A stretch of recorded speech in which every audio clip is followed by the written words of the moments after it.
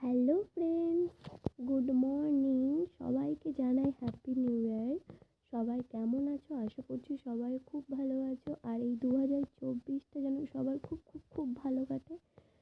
তো চলে আসলাম তোমাদের কাছে আরও একটি নিউ ব্লগ নিয়ে। তো দেখো, আমি সকালে ঘুম থেকে উঠে পড়েছি। ঘুম থেকে উঠেই আমার খাটটা আগে আমি ভালো করে মুছে নিচ্ছি।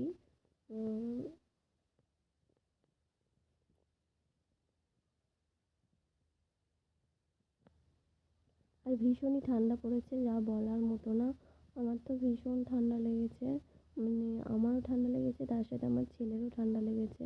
ও তো খুবই জ্বালাচ্ছে, কারণ ঠান্ডায় না নাকটা কাটকে আসছে, ভীষণ জ্বালাচ্ছে।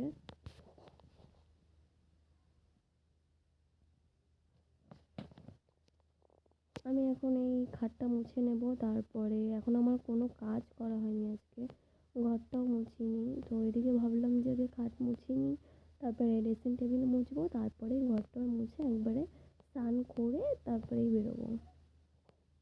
তো আজকে আমাদের একটু ঘুরতে যাওয়ার কথা আছে। আজকে 1 জানুয়ারি বলে ঘুরতে যাওয়ার কথা আছে। আর পিকনিক করার কথা ছিল, করিনি, কেননা এত ঠান্ডা না। যেহেতু আমার ছেলে আছে, ওকে নিয়ে না এতটা ঠান্ডার মধ্যে পিকনিক করা ভীষণই একটা টাফ ব্যাপার। তারপরে দেখো, আমি এখানে ড্রেসিং টেবিলটা মুছে নিচ্ছি।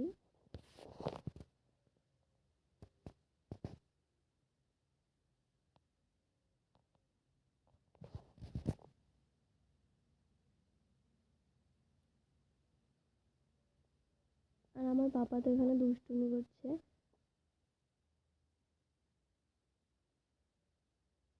ওই যে গ্লাস নিয়ে কি করছে ওই জানে। মানে সব সময় শুধু যেগুলো কাজের জিনিস সেগুলোই ওর দরকার। আর মানে খেলনা নিয়ে কোনো সময় ও খেলবে না।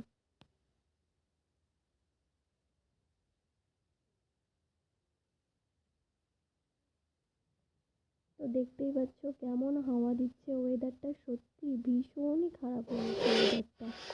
তো আমি রেডি হয়ে গেছি বাজারে যাবো বলে।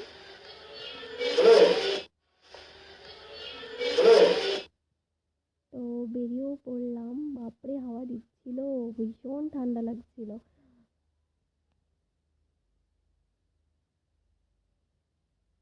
আর রাস্তাঘাট পুরো ফাঁকা, মানে বলার মতো না এত। আর এই ঠান্ডায় কে বেরোবে? কারোরই আর বেরোতে ইচ্ছা করে না ঠান্ডায়।